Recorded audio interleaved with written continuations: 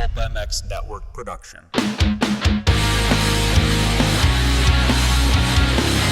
Bringing you a cheeky Brit and an American YouTube racing sensation weekly.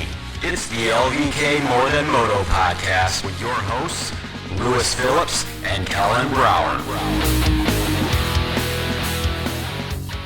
Welcome back, everyone, to another Leatt LVK More Than Moto podcast. I am Kellen Brauer, joined by Phillips. It is Christmas week, so Merry Christmas to all those who celebrate. Hopefully you have a wonderful time with your family. The off-season obviously in full swing, so some downtime for the motocross world, or so we thought. Some breaking news coming out late last week into the weekend that we're going to highlight today here on the show, and of course the fallout that comes from that. But before we do, first off, my guy Big Lou, how are we doing this week down in Florida? Not too bad, Kellen, not too bad. Feeling the Christmas spirit, of course, fully engrossed in this thing, and ready for Anaheim 1, though. Very excited, to be honest, to get the travel, the routine, the whole thing underway again. What does Christmas look like for Lou? Well, there's a bauble or two. No, it's a bauble. A bauble? A bauble. You know, okay. Decoration. Okay, all right. A bauble or two. No, I mean, part comes with the territory, doesn't it, of being on the other side of the world. Christmas is not really a thing, so never mind. Never mind, Kellen. Thanks for asking. Really appreciate that. Why didn't you ask your dear friend Chase if you could come visit? Oh. Or Max drive up to Tallahassee? You know, if I went and visited Chase, then he'd want to spend time with his family, and that wouldn't really work. We know you're not me. A family guy. Yeah. Big non-family guy. No, good. I've been involved in a hate crime lately. Whoa. What's this? Yep. I went shopping. I needed an item of clothing. So I went shopping over the weekend, and there was a person helping me, as is the case in America, because commission and tips, so they're very engrossed in my life. I felt like I was... James Stewart said his whole life was about January the 5th. I think this woman's whole life was about whatever I was doing. And she went, "Do you like this?" And I said, "No." And then a bystander, another civilian, just pipes in and goes, "How British of you to just say you don't like something." And I was like, hang on. Is that a thing? Like, is this... I didn't realise that was a thing. Like, okay. But yeah, a victim of a hate crime. What else have I been up to? I live streamed a funeral. That was a new experience. Wouldn't recommend. It's not a great watch. Live streamed a funeral? Yeah, what? That's a thing. Did you not know that's a thing? No. So, when you can't be... Again, I'm on the other side of the world. Yes. And with it being Christmas time, flights are very expensive. So I couldn't get back for a funeral because the flight was $2,600, which... You know, common sense has to prevail at some point. But hurrah, they live stream funerals now. So wow.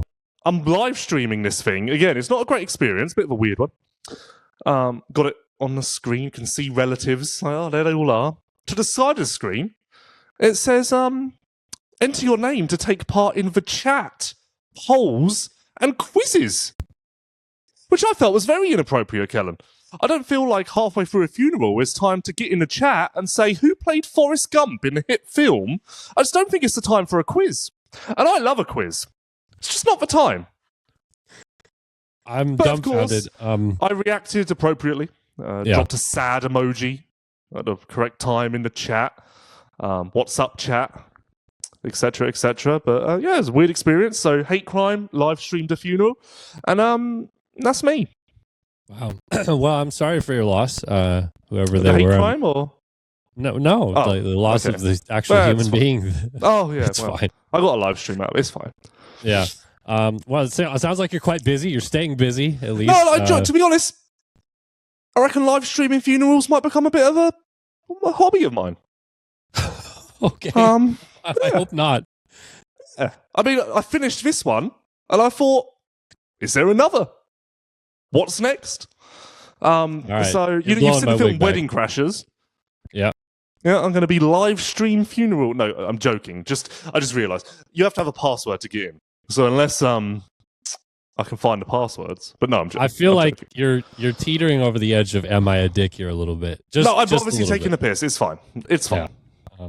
I also noticed that your trusty white monster is in hand as you continue to battle Epstein-Barr, and the people in the comments last week not thrilled about your consumption of energy drinks while you deal with this. So I want to thank the people who reached out to me and continue to reach out to me with some very valuable advice. And even if it's not advice, just information that gives me context as to my situation. Admittedly, the replies and the messages saying it took this person 2 years, this person 3 years, didn't exactly fill me with confidence. But I've also enlisted the help of some athletes because who knew, Kellen? I know a couple. And why wouldn't Lewis 6 months ago contact them to get them to speak to their trainers? why wouldn't you? I did that. And now I've got gym stuff I can do. I've got heart rate goals. I've got forbidden heart rate areas. Like, you can do this, but as soon as you get to this heart rate, that's when the Epstein-Barr will, like, red siren. So yeah, it's all going on, Kellen. Christmas, fuck, it's all going on. Yep. Have I been up to anything else? I'm glad we've turned a new leaf on that already because you were quite down about it last week. But no, so better. Honestly, like last week, I was done. Like fuck, honestly, we were bad. We were. I know I put on a great show for the listeners. I know I really bring my best stuff to this podcast. But behind the curtain, Kellen, we were on the brink of basically crawling into a hole and dying. So then Tuesday, Wednesday, Thursday, I didn't do anything. And then Friday or whatever, I was like, I slept for like 14 hours, but I woke up and I was like, oh, I can swallow a little, like my throat doesn't feel so blocked. And I feel like, generally I was like, okay, I actually feel like I got a bit more energy. So it's a Christmas miracle. Baby Jesus would be proud. I'm very happy for you. It's a tale that rivals the nativity, and I'm sure it'll be told for years to come. I look forward to this just rolling right into a fantastic 2026 for you. Well, I'm scared. Me and Seth Hammaker, again, as I said at the time, really engrossing myself in the storylines of the sport. Like Hammaker said on Media Day that his kaleidoscope or whatever it's called can flare up at any moment. Sorry, kaleidoscope. Ulcerative colitis. His kaleidoscope can flare up at any moment. So I'm now entering 2026 very concerned that I can flare up at any moment. So don't look for me to be involving myself in track walk. I mean, if I am involving myself in track walk, heart rate monitor, etc., will be there. And if I get to the whoops and my heart rate hits the zone that I've been told I can't hit, I'm sitting down. Practice will have to be delayed. Hold on. Are you telling us this is the end of Big Lou just walking around? Maybe. Oh. I wasn't ready to make that. A whole new page has been turned. I wasn't ready to make that announcement. You've forced me into it. I wasn't ready. I was, processing it privately. But no. Yep. Got a little Razor scooter. Maybe I'll be scooting around the pits. New thing for 2026. A little push around. Like, I'm sure I'll look very manly. Yeah. Just pushing around. Pushing around. Just scooting around. Maybe that could be a new trend for 2026. What's Lou's mode of transport this week? Have you seen Lou? Gosh. He's rollerblading around. Have you seen Lou? He's unicycling around. Oh my god! Yeah. Wow! Viral sensation. But that's all I've got for you, Kellen. Are we done with LVK? Is that the end of the episode?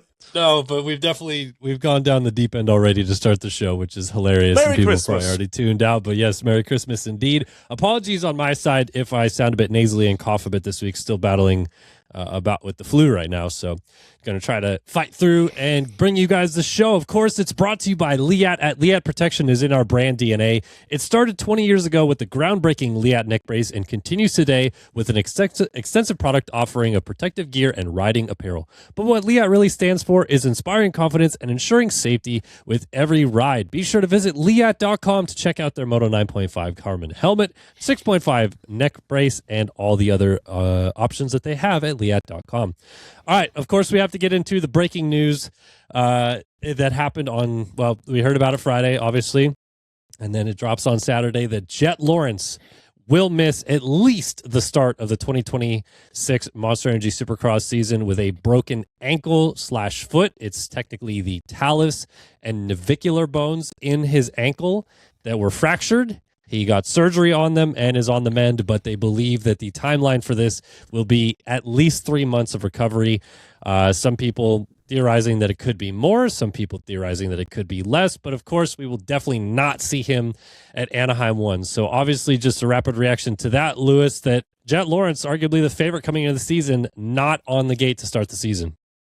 Well, first of all, it's shocking in many degrees. Second of all, it's hard to have a rapid reaction because this touches so many touch points of the sport that it's something that can be debated for hours, and all that it reaches is almost unfathomable.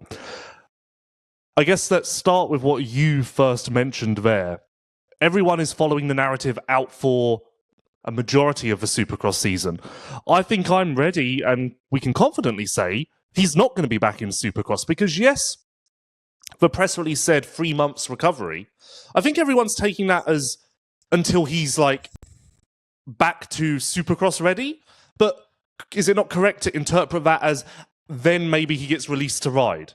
So, because everyone's like, well, March the 7th, and it's like, well, if that's the date he's released to ride, he's not Supercross ready until mid-April, and then at that point, there's 2 rounds left. So, the only reason, and again, to be clear, I would bet all of my money that he misses Supercross completely, and that's not even worth discussing because it's so automatic. The only reason that I could see Jett returning for the end of Supercross is because, truth be told, he's now missed a shit ton of 450 Supercross, so maybe he just does it just to stay in touch with the discipline pre-2027.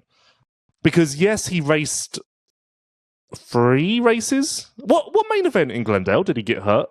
He did I think it was the second one? Okay. No, it was the third one. So do we count that as he did Glendale? Yeah, he did Glendale. Okay. I mean, he raced almost the whole thing. Okay, we'll count that. So he basically he would have done 4 Supercrosses in 2 years. And I don't care who you are, how talented you are. I think missing 2 years of a discipline, that's going to have a lasting effect. And come 2027, I think that has to factor into how we dissect Jett Lawrence. Because yes, he'll be amazing and he'll get back there. But I do think that missing 2 years is uncommon. It can't really, like, Carmichael missed a whole Supercross season with his ACL, as did JS7, aside from the first 2 rounds. Yes, there's lots of instances like that. But are there instances of missing 31 Supercrosses in a row? Not really. So I think that is unique from that perspective. And most interesting to me, this is the exact injury that Jeffrey Hurlings had in 2022. And you and I and everyone who's in touch with the sport knows that ever since that crash, he didn't crash, ever since that injury, Hurlings has repeatedly talked about how foot's never the same, it's a pain in the arse, worst injury he's had, etc., etc. And to support that, Maxime Renault did the same thing a year later. It took him 2 years to get back to a level of normality. If you remember, Renault came back a year later, I want to say, did 2 races, and then went back under the knife because it was like, this isn't working out. So this injury must be taken seriously. And I do think that we'll hear about this for some time. Over to you. Yeah, I think to follow up what you just said at the end there about the recovery time, I do think that it sounds promising that it was a fracture and not like a clean break or shattering of the talus navicular or anything like that. He did get surgery, so that's obviously a little bit concerning that there was enough damage to do surgery. But I lean on it maybe not being as bad as the Jeffrey situation, hopefully, but you never know. And Jett also is much younger than Jeffrey was when he did this, so he will heal a little bit differently because of that. So there's definitely that. Maybe more comparisons to Renault then? Similar age? Sure. No, you're right. I mean, this isn't good. This isn't good for Jett at all.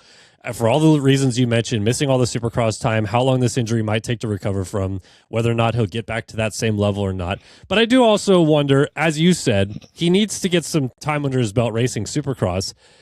I think there's also 2 things at play here that could end up happening with if he gets sort of back to a comfortable level by, say, March, and there's still 2 weeks of the season left to go. One is, they're still working on trying to figure out things for this new Honda platform. They had to sign Dean Wilson last year to even test the bike in Supercross. Hunter Lawrence said he was turning a page with it and then got hurt. Jett Lawrence got hurt before they really figured everything out as well. So who knows if it's going to be fully ironed out by then. But let's say it is, and Hunter Lawrence is in the championship fight. Jett Lawrence is also in a weird situation where he could maybe come in and help late in the season too. So I wonder how much that could, sway the decision-making process towards the end of Supercross. Obviously, it's all ifs and buts and candies and nuts at this point in time, but I would lean more towards what you said. He's probably not coming back until outdoors just based on the timeline of this injury, but I don't totally rule it out that he's going to be racing maybe one or two Supercrosses this next year. Just to run through your hit points there very quickly, the bike stuff is irrelevant because, as we know from MXGP, all new Honda 450 coming 27. I think that must be. I mean, they were already racing it in MXGP in 2025, so that must be the 2027 production model. So any data with the 26 should be irrelevant if I'm correct on that. I don't believe that Hunter will be in the title fight. Maybe, but I don't believe that's as relevant at this point. Well, that's going to be one of our talking points is who's going to be the favorite after this.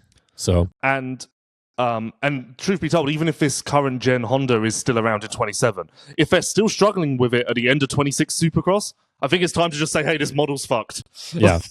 That'll be 2 years in at that point. There won't be a new model.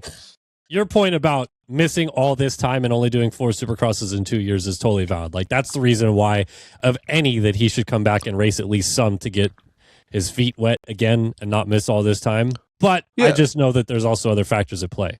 Well, off the top of your head, I mean, I struggled with this, but can you think of a rider who missed 2 years of Supercross in a row, like consecutively? In their prime, you mean? Like in terms of like just general. I'm struggling generally. I mean, if we're going through all the greats, not really. Yeah, but even just a name. I can't come up with a name. Well, Wyndham missed a year and a half of like straight up racing. Yeah, I mean, again, it's not many of the greats really ever had this happen, but I don't know. It's even more curious and tough to comprehend for me because we all see Jett. He's so perfect. He's so brilliant. It's tough for me to like understand how he's getting injured so much because even though I don't think we know exactly how the crash happened or what happened or whether he even crashed. Again, Jeffrey did this without crashing, so who knows? And the type of injury it is, I could imagine it being a foot slipped off the peg and hit the ground sort of thing, but who knows? But the one thing I'm just certain of is I can't imagine Jett cartwheeled because that just doesn't seem fathomable. But yet, I mean, we can get into this. As I'm saying this, I'm kind of replaying myself saying exactly the same thing about Jeffrey in my speech of he doesn't have big crashes. I don't understand. Like, we are kind of getting into that territory a little bit. And on that point, the American schedule helps the perception of this a little bit. If this was MXGP, F1, MotoGP, and a solid calendar, Jett isn't a 2025 champion of any kind. Jett wouldn't be a 2026 champion of any kind. He wouldn't have been a 2024 champion of any kind. Point being, you get my point, right? No, yeah. Like the fact that we have so many individual championships is helping the perception because we can still go 2-time champion there, 2-time champion there, whatever else. But if this was Hurling's, for instance, because it is now a very valid comparison, that's seasons and championship runs lost. Full stop. Well, that's probably why it's the most jarring thing overall because he does have so much championship pedigree. So now to have basically missed more or less 2 full seasons of Supercross right in the middle of all of these other championships that he's winning is what's maybe the most alarming about this. I don't think they're that worried about it, but like you said, like this could have stacked up a whole lot different if it was just one regular season. Instead, he does have those championships backing him a little bit, but I guess the ego has got to have taken a little bit of a hit here. He seemed pretty sullen about it in the quote that he gave in the Honda HRC press release. So, yeah, I think it just sucks for him. Yeah, obviously when he did his ACL, and I wanted to say this, I think from the knowledge I have, if I had a choice between a torn ACL and the talus bone and the navicular in the foot, I think I'm going with the ACL. I think it does seem like a more straightforward, clean-cut recovery now, but that's beside the point. I think when Jett got injured in Glendale this year, we were all very... What would be the word? We were like, that sucks, but this is probably good for him. He seems to need a break, and he's been through a lot, and the time away will help him. I think we all kind of had quite a positive narrative around it. Harder to have that this time with the recent time lost. And likewise, we'd already heard that Jett and Hunter weren't going to do off-season races in 26 and were going to kind of take some time. I wonder if this changes that. And if Hunter makes it through the full season, maybe Jett goes off and does Paris and Ozex Open and Hunter stays home and it separates the two's program a little bit. You know, that could be another repercussion of this situation. So again, as I said off the top, it touches so many different storylines and we haven't even gotten into 2026 Supercross and the other riders. Yeah, well, let's get into that because we're going over a lot of the ifs and all this stuff right now. But another thing that we should just quickly wash through here, because I don't think it really factors at all, but people are obviously asking the question is he going to be replaced? Is someone going to also be riding the second factory Honda to start the season? Now, my quick answer to that would be no, because they waited a super long time to fill both bikes when they were out last year. It doesn't sound like Progressive or any of the sponsors behind them are basically begging to have a factory Honda on the gate, and they already do with Hunter Lawrence. So I don't think they replace anybody. What do you think? Yep, I agree. And especially for Anaheim 1, it's really not that far away now. Christmas is in the middle of it. They would need to test with said rider, and there's just not that much time to do that. So if it's not 100% necessary, it's not going to be rushed in that way. Eventually, at some point in the year, maybe. Obviously, if Hunter goes out as well, then their hand will be forced. But if they do, from a personal perspective, I really hope they do put Craig or Savacci in that seat, because I think both riders deserve it. I think both riders would be brilliant stories. I think both riders would do the seat justice. So I do hope from a personal point of view, one of those guys gets it. But yeah, I'm not convinced. But then likewise, I wouldn't be surprised if it does happen come Houston, Glendale sort of time. Yeah, I would not be surprised if it's Craig. More so because his deal with Yariv, as much as it sounds like it's pretty well ironed out, it's still a little up in the air. It's not like a full team deal because he's still going to be wearing Fox when they're in different gear already. But I just don't see it happening. Like, personally, I don't see a reason why they would call this late audible to make something happen. Of course, everybody wants to have all the factory machinery filled. It looks so stupid when you walk around the pits and there's a factory Honda sitting vacant. But I know that the way these teams operate, fill-in rides just don't happen that much often anymore. And even before the season starts, you could say, oh, well, why don't you rush something together and all this? But as you said, like, all these guys are already kind of in their programs and ironing things out, trying to get ready for A1. It's late. So as early as we could see it start is maybe a month into the season. And if it's at that point into it, if you're Craig or Savacci or any of those guys, why would you do it? I think for Craig, it makes the most sense. Or let's say for Yariv, it makes the most sense to let Craig go and do it, just because there are less team obligations. So less to run through, and Craig would slot in quite plug and play over at Honda, or factory Honda. So I think that would, again, make the most sense. You don't have to jump through as many hoops, but who knows? Yeah, and Craig's been there, obviously. He's ridden on the factory Honda machinery before with those people, so a bit of familiarity could help, but I just don't see it happening. All right, let's get into the real kind of big crux of what just happened with this situation and how it affects 2026. Who's the favorite now? Because I think you and I both had the same opinion that everybody else had little maybe issues coming into 2026 that were holding them back. Cooper Webb and the new Yamaha platform, obviously Tomac and Sexton dealing with their changing of machinery. Is there a clear favorite that jumps off the page to you?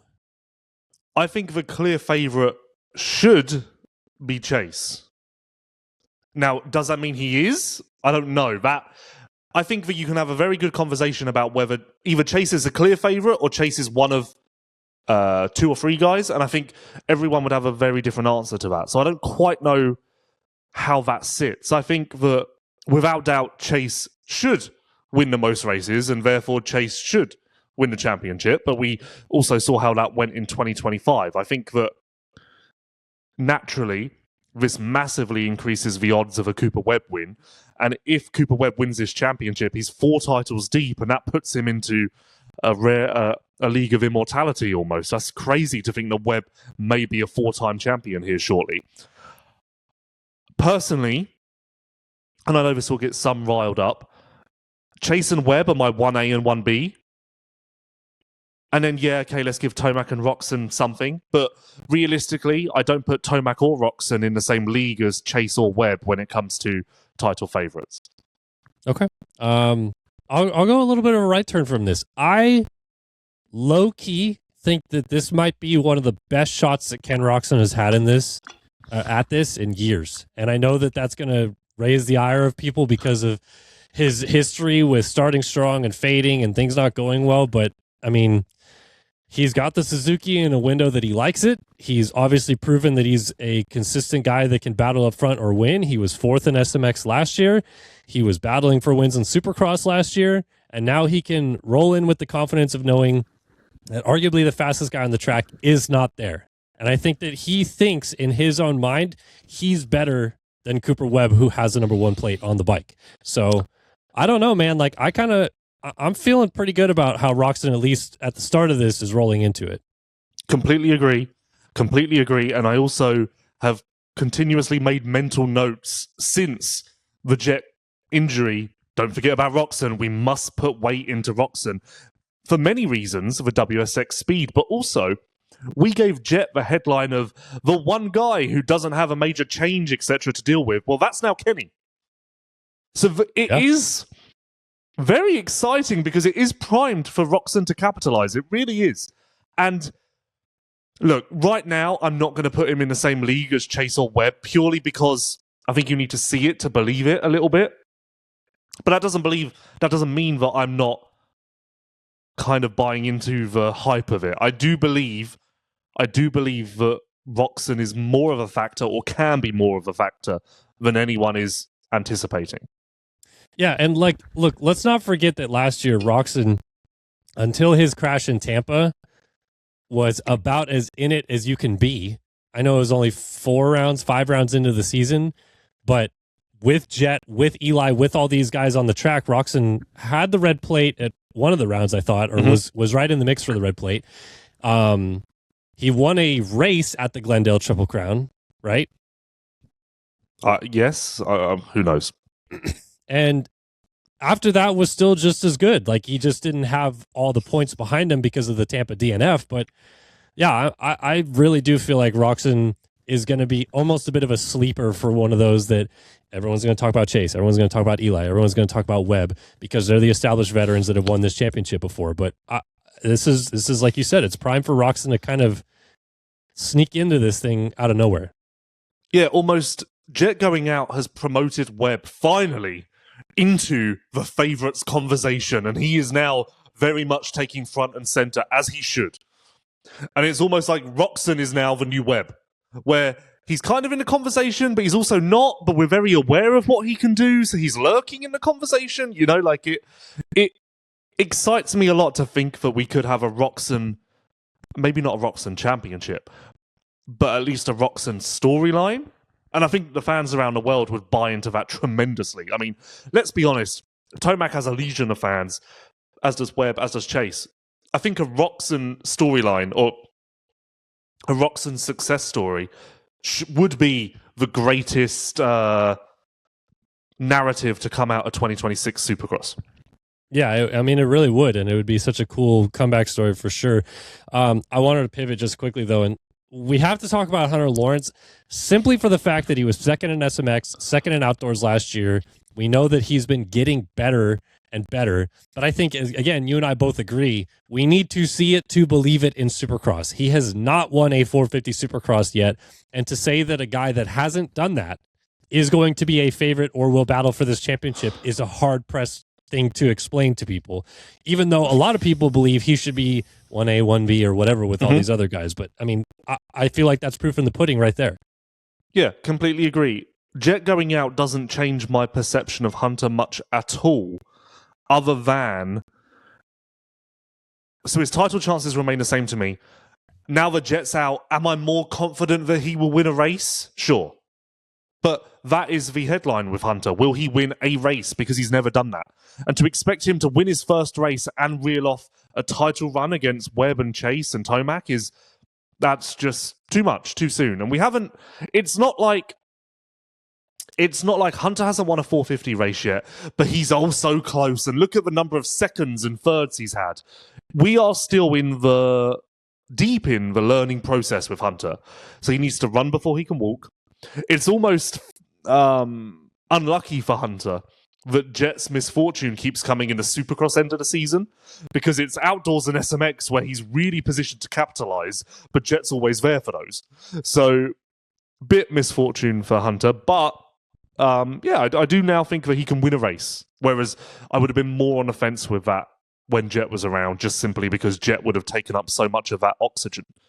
Yeah, I mean, I thought Hunter should or would win a race this year regardless of Jett being on the track, and now I think that maybe he becomes a rather easily multi-time winner this season, but I still struggle to believe he will be there for all 17. Like, I have to see it to believe it, and we haven't seen it yet, but that could change. Like, he's obviously very talented, and he's been steadily getting better in this 450 class, more comfortable with it all, and almost won an SMX title 2 years in a row, so can't be remiss of that. So, Webb, Tomac, Roczen, Chase, for sure the title contenders, or is there another name that we should be?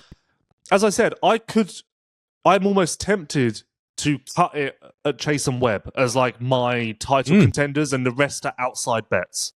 Okay. But also Tomac and Roczen are obviously more relevant than Hunter to me in the conversation, because those would be your top five, wouldn't they? Are we missing someone? No? No. I mean, obviously Justin Cooper was consistent in Supercross last year, but the same thing with Malcolm. Like, I don't know that I'm going to put them above those guys. So of course not. But a conversation is, so I said Jett going out means that I now believe Hunter will win a race. Does Jett going out mean that Justin Cooper wins his first race? Or are we still like, that's a tougher, what's the saying? Tougher hill to sled or something? I think that Jacob, like, to be honest, unfortunately, the way that he wins a race is one of those, like, oh my God, everyone crashed in the first corner and he got a big lead or something like that. Like, not to be a dick about it, but like, I just don't see him straight up beating any of the four guys that we mentioned if they start with him. Or it's it's Denver, everyone's injured, and it's Justin Cooper and Tomac on the track, and here we go. Yeah, because like, he's so fast, but he's also kind of always been that guy that is just the same speed the whole race. You know what I mean? Like, he starts second and will stay second, or he starts fifth and will get to fourth, but it's not like he starts seventh like Malcolm did at Tampa and runs everyone down and wins. Like, that doesn't happen. So yeah, the idea of him rising to the occasion is almost too foreign, because he doesn't rise or fall, he just maintains. He's steady, which is amazing. Like, and it deserves props to be that consistent, especially on a 450, but I don't know that I see him breaking through. Maybe he will, but I don't know. But I don't see anybody else to me that is like, that guy's going to jump out at us or anything like that. Outside of Jett and Honda, who is the biggest loser from Jett's injury? I have one in mind, so do you want me to go? Yeah, go for it. Okay, so outside of Jett and Honda, the biggest loser with Jett's injury is, drumroll, KTM. Why? Because there's so much. If Chase struggles, it proves that the KTM wasn't the problem. If Chase succeeds, it proves the KTM was the problem. That's black and white. That will be the narrative. With Jett now out, it's almost guaranteed at least that Chase will win the most races.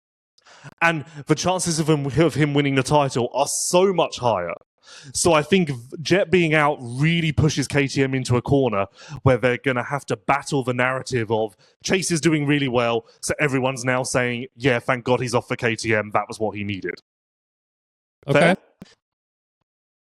Yeah, but I don't know, man. Like, I have a sneaking suspicion that the Cowie thing doesn't just go swimmingly. So I don't know that I have Chase winning the most races. Like, I don't think you can stamp that. Yeah, but who would? Because I don't think Webb's ever going to be the guy who wins the most races at this point, is he? Especially with he won 26. A lot last year. Yeah, and in 21 and 2019, I think he won the most races. Do you think Tomac could be the guy who wins most races? I don't think so at all. But if he is, that just negates your point about KTM. Yeah, of course. Like I see where you're coming from, but I don't know that I could cross that bridge because at the end of the day, KTM still has the best rider of this generation on their bike. And he's going to ride it pretty well, at least in some races, and probably win on that bike, and they should be happy about that. But I think that's taking the storyline too deep. As I said, everyone will look at it very black and white, and Chase's results will just provide the gut reaction. And to negate your previous point, or your first point, yes, I do agree that it's not all going to go swimmingly with Kawasaki and Chase, but Jett being out allows more room for that to not be so detrimental. You get what I mean? Now, it cannot go swimmingly, and Chase can still win the championship and a race and these races. Whereas with Jett there, if it's not going well the 1%, Chase isn't winning. Right? Do you get what I'm trying to say? Yeah.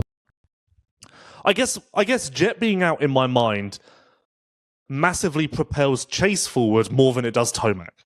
Or, to take that further, massively propels Chase and Webb further more than it does Tomac. I think Tomac, for the most part, is the same with Jett on track or without. Results-wise, wins-wise, etc., etc. Okay. I'm going to go off the wall with this one, but I think it's accurate. I think the person that maybe this affects the most of Jett being hurt is either Chance Hymas or Seth Hammaker, because they just lost a training buddy with them down there that has been a leader, has been a rock, has been someone that they can rely on to help them be confident in their skills and abilities on a 250. And not to say that they won't still feel that way with Hunter Lawrence, but Jett's just a different level. And I feel like when they don't have him at the track in their corner and stuff like that, that might negatively impact them. I admire you bringing a very unique take to the podcast, Kellen. Thanks for coming. We appreciate you here. Okay, well, I mean, to me, the obvious answer is Jett being hurt most impacts Hunter Lawrence because it is his training partner. And not only that, Hunter suddenly has to be the face of Honda this year. He has to be the guy that Honda relies on to try to go win a Supercross title when he's never won a 450 Supercross main event. So, yeah, pressure's on, bro. We will never know. Well, first of all, before I get there, an interesting question, because now, again, this is very much a clear picture. Would you rather do what Hunter did and have all of your injury spell come early in your career and, like, it's a disaster, but then as you move into the 450, you kind of finally find the stability and all of this? Or would you rather have it the Jett way, where the entire start of your career, ultimately no issues apart from one broken collarbone, can't do anything wrong, and then it hits when you're in the middle? What do you think's better? Or is it all shit? Well, I mean, I think if you look at both of their careers, everyone's going to say Jett Lawrence has had a much better career. I guess that comes down to the rider, doesn't it? I guess I just more mean situationally. Would it have been better for Jett to have this injury spell when he was in his 250 days? Or would that have actually mean that he isn't as developed as he is now, you know? But yeah, it would be that, yeah, my original point would be, or was going to be, and we will never know the answer to this. This is completely hypothetical, and of course Deegan is now committed to 250 West. However, if in November the 1st, you go to Deegan with a crystal ball and you say, hey, Jett won't be racing 2026 Supercross, does that mean that Deegan isn't racing 250 West? I'd love to know the answer. We will never know. But I think that is an interesting little thing to think about. Sure, man. My answer to that is I don't care. Because, like, Deegan's going to be excellent. He's going to have a terrific career. I do not think Hayden Deegan would have moved to the 450 class and done what Jett did. No, of course not. My personal we know that, but we know that. To me, stay 250s and get ready, bro, because you got to go up against all these guys, and you've won 7 Supercrosses, and you won 1 title, but Tom Vial beat you to a different one. Kellen, thank you for reminding me. People of planet Earth, if I see one more person suggest that Tom Vial is going to fill in for Jett Lawrence, I may just quit the sport. Which may, in fact, spur on more of these comments. Tom Vial is not going to fill in for Jett Lawrence. Like, in what world would that make any sense? Hey, man, you've done 0 Supercross prep and you're in Spain on an outdoor track, but you did race Supercross on a KTM 250 once. Come on down. Like, that's not going to happen. And you know what? Every single time I see one of those, it makes me hate my job a little bit more because I don't know how to communicate with people who want to talk about that. I don't know how to do it. Like, I can't speak that language. Yeah, man, that's cool. Yeah, maybe. Fuck. I wonder what Ruben Fernandez is doing as well. Yeah, maybe he's available. You know, like I don't know how to talk to you people on this front. I just don't. Yeah, make it so I can't talk. I just don't know. I don't know how to deal with this. I don't know what you want from me. Hey, we've got Christian Craig here, who's on a Honda 450, has worked with the team before, doesn't have to get out of a gear deal, and is crucially, signed up to race Supercross. Or we have 450 rookie who's racing another series and is actually paid quite handsomely to do very well in this other championship. Beggars belief. You're killing me. I just don't know. I don't know. Oh my I don't gosh. know what we're doing. I don't know what we're doing with this. Like, Hurlings? Also sad. Bro. Anybody. I don't want to share this because embarrassing for me. So I messaged Jeffrey as soon as the PR came out and said, "This is what you did, right?" And he came straight back and said, "Yep, exactly the same as my injury, like completely, 100% exactly the same." And I put, "Filling in at A1, question mark?" He chose to ignore that and just continued the conversation on his own path. And maybe it's because it's happening and it's under embargo and he didn't want to leak. But, I was sad. All right. Well, I think we've divulged the Jett stuff enough. Obviously, it's a bummer deal, and I hope that he heals up and comes back swinging for outdoors. It definitely throws a wrench in Supercross 2026, but I guess maybe opens a door of opportunity for many others as well. Let me tell you guys about Racetech. For 40 years, Racetech has been supplying the motorcycle industry with high-quality suspension components made right here in the USA. For modern and vintage, Racetech is your go-to source for suspension performance. Be sure to visit racetech.com. Check out all their high-performance springs, gold valve kits, conversions, components, and more. Again, that's racetech.com. All right, from one 450 chaotic announcement to a different one. We finally figured out at the beginning of last week, right after we did this show, that Austin Forkner will be racing a 450 at least to start the 2026 season, with the caveat that maybe it continues on from there. I doubt it. He's going to drop back down to 250 East, but he will start the season on a 450. So yeah, Big Lou, Austin Forkner, one of the most decorated 250 riders without a championship of all time, finally gets a shot on a 450. How does it go? Well, he's one position higher up. Now Jett's out. So we know that. How does it go? I don't know. How should it go? I don't know. What is considered good? I don't know. What is considered bad? I don't know. I feel like we need to have a meeting of the minds and figure out what the hell our expectations are for Austin Forkner. Is it as simple as like make the main and then we're like, cool? You know, because remember 2010? Austin Stroop raced the first couple of 450 rounds on a Suzuki 450. I don't remember like that being judged much. It was just kind of like, hey, he's here. He made the main. That's cool. So are we that nonchalant about Forkner? Well, I think the difference with Stroop versus Forkner is that Stroop was so early on in his career at that point, it was kind of just like, okay, sure, whatever, he's racing. But Forkner, it's like, man, we've been waiting for 5 years at this point that he would debut on a 450. Like, he was long linked to the Cowie 450 seat back in like 2018 and 2019 and 2020 and 2020. Like, at some point it was supposed to happen and it just never did. So now he gets a shot on a Triumph. And I feel like if this was a handful of years ago, shoot, even 2 years ago when he was winning the first two races of the year, I think this would be looked at as like, man, he's very talented. He's super fast. This could be amazing. But now we're at this weird zone where Forkner's career had to be restarted, and all of last year was a building process. He's not even like fully 100% yet, but just going to try to rip it anyway. So like, I have no idea how to grade this because he could be incredible or he could be like 18th. Yeah, that's where I'm at. Like, if he's 18th, I'm not coming down on him and being like, he sucks, because I'm like, well, he made the main and he kind of showed up, which is what he was meant to do. Let's not forget as well, it's important to note that he didn't start riding until the start of December. So even if he was racing 250 West, he's coming in behind the 8 ball for 250 West, let alone 450s. And I wonder, actually, in contrast to what I suggested to begin with, is this the most high-pressure situation? Because is this him basically auditioning for the future of his career and being like, hey, teams, I know that my track record isn't the most confidence-inspiring. I know that there's a lot of uncertainty about how my career is going to go beyond this point. But look, I can ride a 450.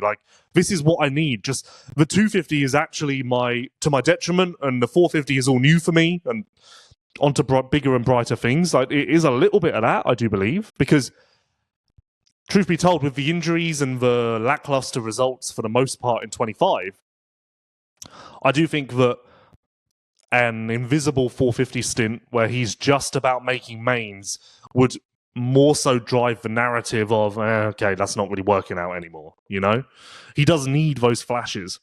So, yeah, again, it just comes down to how nice the industry wants to be when judging him.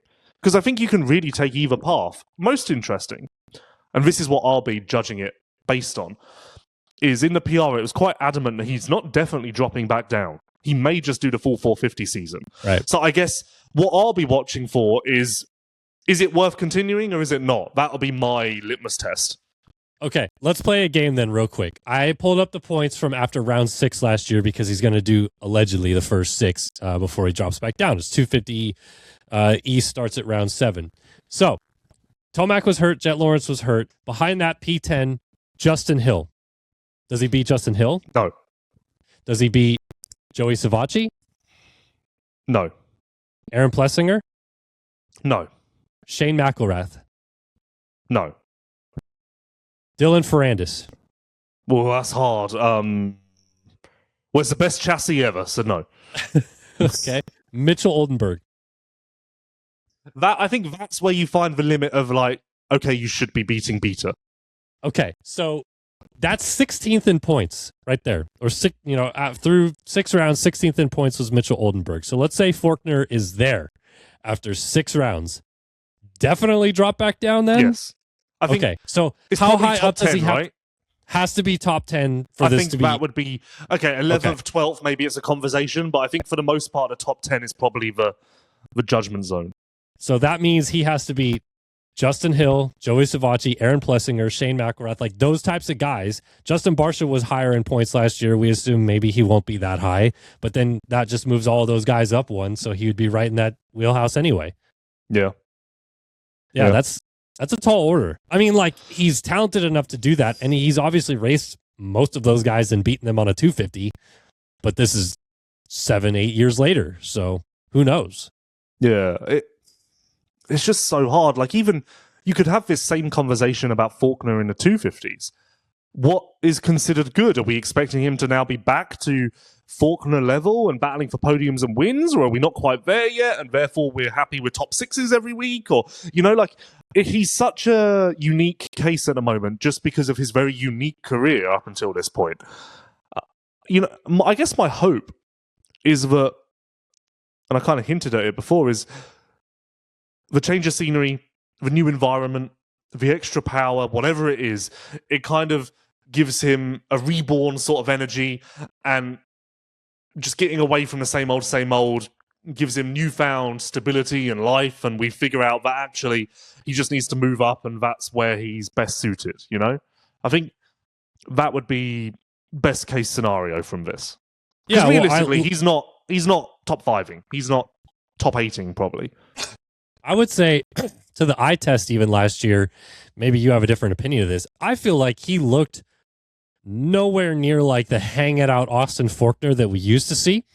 Off the bike, scrubbing, throwing the bike around, doing all this kind of crazy stuff that he used to be really comfortable with.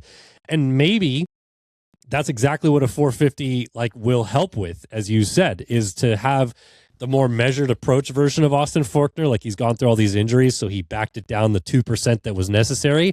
But all that 2% is made up in the extra power of the 450, and suddenly it unlocks that level of speed that he's always had, but he's just doing it smoother. That could be a real possibility. Yeah. I mean, it's harsh to lay this out so bluntly, but we also must remember this is a rider who in 2025 Supercross was right on the bubble of not making mains in the 250 class on multiple occasions. Now, that was very early in his recovery, rebuilding process. Naturally, he's better now. But that is where we were less than a year ago. So I think that's important to maintain that context as well, right? 100%, yeah, because, I mean, he did not make the main at Indy, which was a showdown. He did last. I don't think he did, last did position, he? didn't he? Or no? I thought he missed. Maybe you're... I don't know. You've actually he was confused me now. battling for fourth, like, and got so past maybe at one my point, memory and then is... so, but yeah, like, that's a crazy turnaround to assume that suddenly he's going to do amazing on a 450. He got fourth in the LCQ. Okay, so there you go. He did make the main, but just barely. I don't know. Like, it's so tough to gauge, and we'll have to see how it goes. Like, is there a position where if he does get it, like, let's say first 3 rounds he finishes X position, you would be like, oh my God, like, that's incredible. 8th. Yeah, I think so. I was thinking, like, even top 10 first 3 rounds would be insane in this field. But it's just like, it's not going to happen. No disrespect, but it's not. No. I mean, if Jordan was healthy, would he be better? That's exactly what I was just about to say. Okay. But I wasn't going to pose it as a question. I was going to say, I don't think it's crazy to say that maybe he would just be better than Jordan, though. Like, I don't think Jordan's doing much. We had this conversation, like, in the media days, Jordan said that he expects to be top 10 and pushing the top 5 once he gets into the swing of things. But there are so many riders who are expecting the same thing, and same old trope pre-Anaheim 1. One of you guys is going to have to finish 15th. Like, yeah. So I don't know. I don't know. I mean, I remember interviewing Joey, I think, after Tampa or something like that, and he had gotten like 7th, and he's like looked like he was so over it. Like, they got 7th, and I'm like, that's actually pretty good, man. This field's crazy. And he's just like, yeah, but it's not good enough. And I'm like, if you're Forkner or Jordan or any of those guys, like, that's the exact reality they're going to be facing at some point. Yeah, no, it is weird. I was just going to say, it's quite weird when you think of it like Forkner, Jordan have factory opportunities and Savatgy doesn't. I just randomly kind of went into a spiral of how underrated Savatgy actually is. Yeah, but I mean, at the end of the day, I think Savatgy, he could have stayed at Triumph. He could have been on this 450 right now, but they're bringing a whole new bike to the table, as is Ducati. Like, I struggle to call them like full factory outfits until they're established enough. So, but yeah, very, very interesting. No question about it. Let me tell you guys about Namura. Namura Technologies has been a trusted name in performance engine components for motocross, ATV, UTV, and personal watercraft for over 20 years. From complete rebuilds to high-performance upgrades, Namura delivers precision-engineered parts built to perform under pressure. Their expanding lineup includes cast and forged pistons, connecting rods, gasket kits, engine valves, and cylinder kits, all designed to meet or exceed OEM specifications. Find full product details and application coverage today at namura.com. All right. My final topic, and this could be really quickly, but I've thought about this the last like year and a half, 2 years or so. And now it's kind of prevalent because Hayden Deegan has gone out of his way to build his own facility. I don't know how much you've been following this storyline or not, but he bought a property in Georgia, near-ish to Star, and is going to build a house on it, built a supercross track on it, is already testing supercross on it, so he's kind of already doing his little pseudo breakaway from Star. And it brought about an interesting question that I hadn't really thought of in this sport, is that we, a decade ago, a little longer than a decade ago now, used to see all of the top guys have their own facilities. Barsha, Baggett, RV. It was not necessarily like RV's house necessarily, but like he had his own facility that he rode out specifically. And then Baker's Factory came around and Sandbox came around, and now there's the Dog Pound, which is a multitude of people training there. And it seems like there's less so guys having their own place. Eli Tomac still does, obviously, in Colorado, and it's just him. But why do you think that is? Like, why is this switch so much that no one wants to ride and train and test by themselves, and it's all about just like the group riding, the group effort, pushing each other, and we're never going to see that level again where these guys are just buying their own properties? Well, I think it just naturally makes more sense, doesn't it, for the teams to make this investment rather than the riders? Right? Is it not just as simple as that? Like, actually, the riders doing it to begin with and leading the charge in this respect was actually a little bit odd. Yes, but I also think that it's not something the teams could necessarily sustain. Like, some of them are because they're moving that direction, but a lot of the manufacturers are still out in California in general, and it's tough for them to be able to bridge that gap. And if it was just an individual ride, like I remember having this conversation, for example, with Roger DeCoster when Chase was doing his own thing, and he was kind of frustrated with the fact that with Baker's facility, they could ship all these parts that were, stuff that they don't want other people to see to Baker's without it being seen. But if it's shipped to Sandbox or something else where Chase is at, then it would be a problem. But if he had his own property, that could just be a seamless transition because you're just sending it to his house, basically, which seems like something that they used to do. If you're Yamaha and you're sending it to Grant Langston in 2008 when he owns his own house, you can just send whatever you want there because it's just his house. But I see this more often happening now where because everyone's riding together, there's all these secrets that don't want to be shared and the teams are struggling to bridge that gap. Yeah, but it's only Sandbox where that's happening.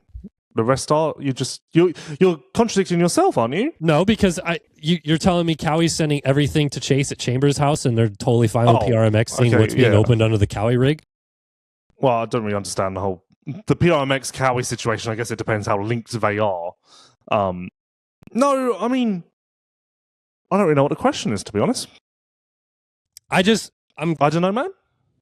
I guess, but I am surprised that Deegan seems to be the only guy of the new era that is taking that step to do his own thing. Yeah, but Deegan has money, comes from money, etc., etc. And like Chase has invested, I think, quite a lot. Well, maybe not quite a lot, but at least some into Chambers' place and improving it and whatnot. So, I think Chambers is certainly more exclusive than Sandbox is. Put it that way.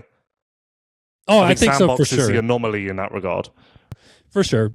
I just it's that change. Like I feel like this is an under the radar change that has happened in our industry over the last decade that doesn't get talked about that much. Like Eli's the last of a dying breed of the singular testing, doing his own thing, hiding away from everyone, and then coming out and up until the last couple of years kicking everyone's ass. That doesn't happen anymore. Even Cooper Webb, Justin Cooper can see everything Cooper Webb is doing. Yeah, but again, it makes sense. Like if I'm Chase and Cowie go, we're not happy with this. I say to Cowie, well, put the money up to build a compound then. Like I almost feel like it's at a point now, and maybe always should have been, where it is on the team more so than the rider.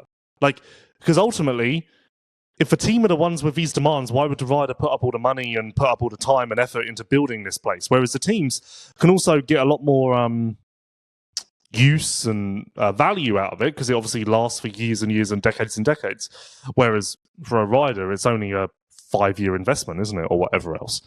Well, doesn't this also kind of circle back to the topic we had about Chase and building his own program? And yes, like you said, the Chambers facilities put money into it and all that stuff like that. But Eli's transition to the KTM side seemed rather seamless, where they were okay with him still being at his own facility for all the reasons I just mentioned. It doesn't matter about shipping parts or anything like that, or getting a solid practice mechanic out there or anything like that, because it's just him. Whereas if you're Chase and you're trying to make your own program and you have to ride at somebody else's facility, there's probably some hoops to jump through there. Yeah, and that's Cowie's fault, though. Because Cowie, not necessarily Cowie situation. Because if you're Cowie, you just say, hey, man, we got 6 supercross tracks in California. Come on out. Yeah, and if you're Chase or a rider, you go, hey, man, that's not sustainable when we go East Coast. Their rebuttal would be build your own facility, because that's what Ryan did. And the rebuttal then would be, well, what? You're not invested in me getting better? What about Garrett? What about PC guys? I think I think it's team side. The question I really wanted to ask with this, though, is does Deegan doing it? And we'll see how this plays out for the next 10 years of who trains with him, who rides there, and what it is like with him and the team dynamics that he's on. Does anybody else ever consider doing it again, or are we just past that point where everyone owns their own facility? Yeah, no, you're barking up the wrong tree completely. I think Deegan is a unique situation, but it's also a little bit of like a playground situation. I don't think it's just performance related. I think it's also like you know, I've got this lifestyle, I've got this money, I've got this brand, I'm going to build my ultimate, like, danger playground, you know? I don't think it's just like, I need to make performance gains. Ultimately, it would just stay at Star at that point. I mean, he went away. He was riding away from Star on his own track at points and kind of went back into the team environment. So I don't think it's just a performance thing. No, I know. I mean, that was the kind of narrative at the beginning of last year, right? Until he went 8-2. He wanted to get back into the team fold. So exactly. So I think you're barking up the wrong tree, Kellen. all right, man. Well, I just had a question, so I was curious your thoughts. But let's talk about Jack Chambers for a second and talk about the PRMX race team, shall we? Partzilla.com backing them for the 2026 season again. They are the premier OEM parts dealer and distributor. They sell OEM parts for Honda, Kawasaki, Polaris, Can-Am, Suzuki, Arctic Cats, Sea-Doo, Ski-Doo, and Yamaha motorcycles, ATVs, PWCs, and snowmobiles. Visit Partzilla.com to see their extensive line of parts and accessories. Of course, Jack Chambers will be there next year. Cade Clayson, Mitchell Harrison, Hamden Hudson, Liam Aloff, Racing Futures. They're all mostly, I think, down there training at Chambers' facility, which, have you seen that supercross track at Chambers' house, dude? It's huge. It's like one of the longest supercross tracks I've seen in a long time. Really? Yeah. It's got this is because you played it on Sim, isn't it? It is. But also because if you took a football stadium and you cut it off at the end zone, they've added like an extra section to the end zone. So it like goes back and forth a couple more times. I guess Chambers is racing west, right? I think so. I saw an Instagram post from him that said like a couple of weeks to go or whatever else. Yeah, I wouldn't doubt Who's it. the best performer on that team, Chambers? Yeah, I mean, nothing against Hamden Hudson, but No. I think Chambers is better. Well, I guess the question would be who performs better or gives the team more value, Harrison in 450s or Chambers in 250s? Well, obviously last year is Harrison, but mostly because we were just marking him in the Jorge Prado saga. And everybody talked also, about Chambers was out. Yes. Yeah, good luck to PRMX. Yeah. All right. Do you have any topics that you want to rifle through? No, not really. No. Oh. I'm good. Thanks for having me. Oh no, I think we did the Jett thing, didn't we? And that was mainly the topic. I don't really have anything of too much substance that people are going to want to listen to. What else? I got a YouTube Dumbass of the Week. What do we got? I thought, festive period, spread the joy. So last week, you may remember the WSX Dragon's Back funniness when they said we've not seen one in 20 years. And you may remember that I said something like, last time we saw Dragon's Back, they were hitting them on twin shocks or something. Yep. Well, you would believe, or you would be led to believe, that a satire in said statement would be easy enough for the people of planet Earth to decipher and just go, oh, yeah, okay. What an idiot. What an idiot for saying that, but he's trying to be funny. What a twat. Yep, all of that. Good stuff. But no, not for... And I've just scrolled past his comment. Please hold. Not for... Not for... Because had a lot of comments last week, didn't we? Yep.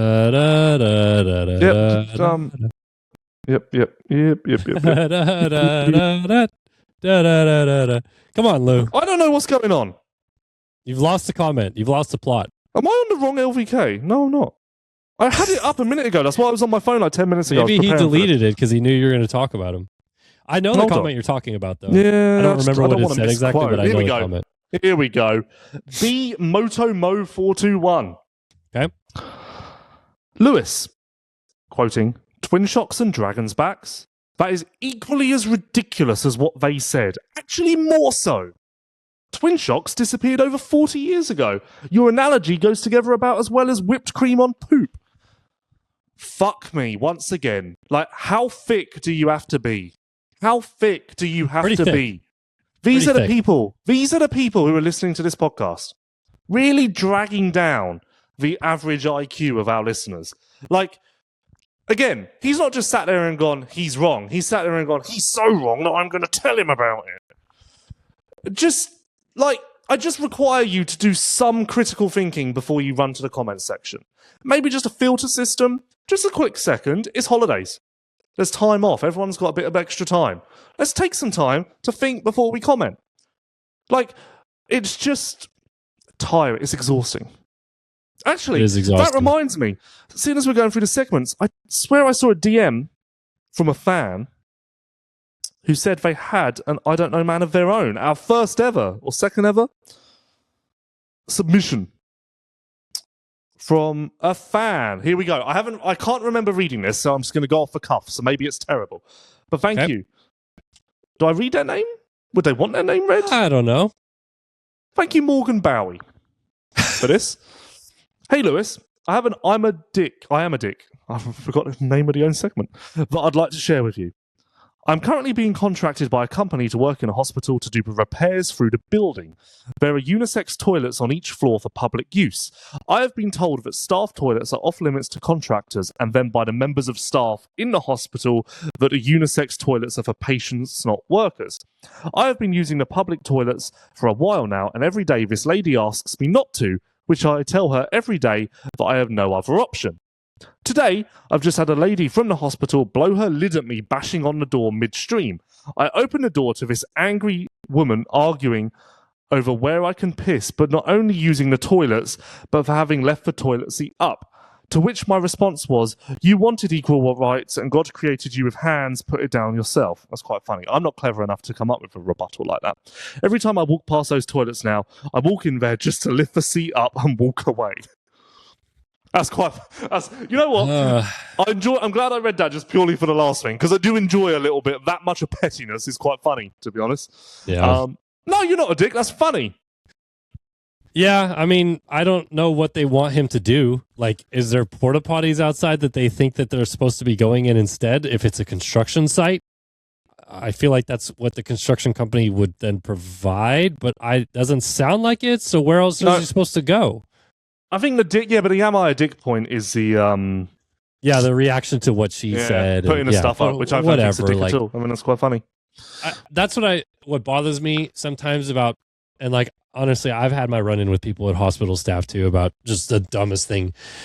But like, just be a decent human being. Like, he's maybe not helping the situation, but them blowing their lid at him isn't exactly the right way to solve this either. So. Yeah, no, he's not being a dick. He's a worker. He's doing God's work. He's helping the hospital. Does it say what they're doing? Like, are they reconstructing a floor, or they have to do the work inside the hospital? It sounds like it's not an outside thing. No, it just says repairs throughout the building. Yeah, throughout means inside. That means that they have to be inside. Yeah. Yeah, no, it's fine. It's fine. Yeah, you're fine. I don't know. You're fine. It's fine. But also, I don't quite understand that, because every hospital has public restrooms, like, that are just part of the floor. Yeah, no one knows. This must be a very special hospital. Yeah, like, you can't, unless it's a non-visitation hospital, you have to have maybe public it's like restrooms for the visitors. Private hospital, or I don't know. Maybe. No one knows. I don't know, man. Yep, no one knows. All right, is that our show? I think so. I think it's going to be a lovely Merry Christmas to all of you at home this week. Enjoy the time with your family, please. Are we back next week? I think so. Yeah, because are we going to do our predictions next week? Yeah, well, technically we'll have 2 prediction shows, but I think we're going to do like a fun prediction show and then a more like standard prediction show. Yep. And we'll do predictions that we're going to hold ourselves accountable for. We should actually do that. Not only should we do like full season predictions, we should do like full season, but also like halfway point. Like by round 10, Chase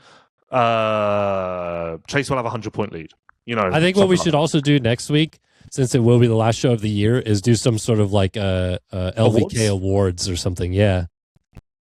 Well, hopefully I get nominated. Okay. If we were better, we would have. This is where we need to get better. We could have involved the fans in that. To set up a Google form, got them voting. Maybe we just do polls on our story for the next like couple days. We do like a best race or whatever, things like that. Our personal stories aren't really a true reflection of the Never know. LVK listeners. Yeah, but you can get more people involved by following us then. Once again, helped Steve scale up Pulp this morning. Yeah, you did. Even in the Christmas period. Yep, scaling up. Work never stops. I don't know what a video SMS is either, but congratulations, Steve. No, so obviously it's Steve Mathis' show, but it took me a second because I was thinking video text message. That's what I thought too, and I was like, "Is this what we're doing in 2025, Steve? Come on." I've never seen an acronym for the Steve Mathis show. Yeah, I mean, we do LVK, we do BMP. I've never seen SMS for Steve Mathis' show. No, but no one. you go. That's must be an internal lingo. No, it's good.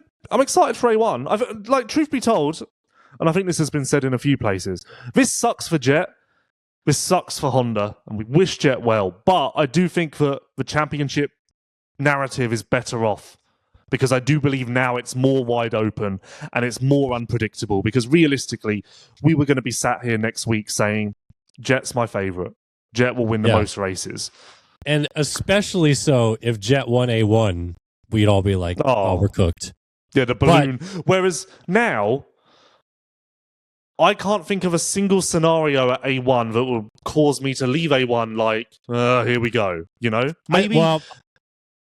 To your point, I think if your guy Chase walks away, similarly to last year, maybe we're like, hey, this is going to be long. Yeah, I was gonna just say that. But also the rebuttal to that would be, because if you were sat here after A1 saying that, you could quite easily counter that with, well, this happened last year and look how it went. You know?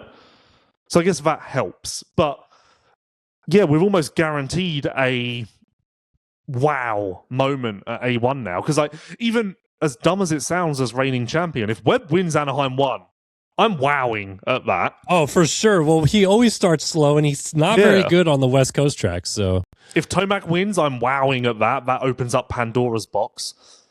I'm telling you, man. I think Roczen wins A1. I really do. I think he's my favorite to win A1 straight up. Yeah, I think so as well. Which would be, again, that is massive. Mm-hmm. Catch the fever, and then 250 should be good. Yep, it's all coming. Levi and Deegs. I think Moserman isn't getting his extra base training, and he is being forced to ride west. Could you imagine, dude? Levi and Deegs 1-2 late at A1. The fireworks that would commence. Well, world champion Max Anstey might be in there too. Don't I'm biased, but I think there's going to be another Max in there too. I did want to say that. So last week, in reaction to the media days, we were talking about the 250 coasts and whatnot. We completely forgot about the Club MX riders because they weren't at the media days, so they just weren't front and center of the mind. But of course, it was previously confirmed that Voland and Yoda would be racing west for Club. And in contrast to you, I think that Yoda is one of the more interesting stories of 26 because this is the shot that he was destined to have had Geico not gone away. This is almost like 5 years delayed. Is it too late? Sort of storyline, you know? I think it's really interesting to see what sort of step Yoda takes because there is low-key positivity around what he's doing at the test track. So, yeah, I think that's quite an exciting storyline. Yeah, I'm gonna. I mean, this isn't even going out on a limb, but I bet Hunter Yoder whole shot's the first heat race of the year. Okay, yeah, sure. Have that, yeah. I mean, he's a great starter, and he's on that bike now. And who knows, man? Who knows? Like, Yoda has to get a top 5 for this to be any sort of success, correct? But I think he can. Yeah, no, of course. So. But I'm just saying that's how, like, if he has a season without a single top 5, that's a disaster. I think, and I mean, we had a whole segment last year about Yoder when all the guys started getting hurt on West, and we're like, this is his chance. And then I think his best result after that was 9th. And it's like, we're just waiting for that to materialize because there's been times where everybody's on the track and he's been like an 8th place guy, and then the field gets depleted and he's somehow worse. So I feel like if he makes it the full season, we'll get to a point where he is a top 5 guy. Yeah. Again, difficult with West Coast because Deegs, Kitchen, Anstey, I feel, are absolute locks for the top 5 every week, which means that the Ryder D's, the Volands, the Yodas, the others are vying over 2 positions rather than 5, in my mind at least. So that does make it a little bit more difficult and maybe makes me cast a slightly less judgmental eye. But yeah, well, interesting. Let's save our 250 preview topics for the next couple of shows because we got a lot of stuff to highlight coming into A1. But yeah, this has been another Leatt LVK More Than Moto podcast. Appreciate everyone for tuning in and listening. Obviously, big thanks to Leatt, Racetech, Namura, and Partzilla for backing the show. Lou, thanks for joining me as always. And Merry Christmas to all. We'll see you next week.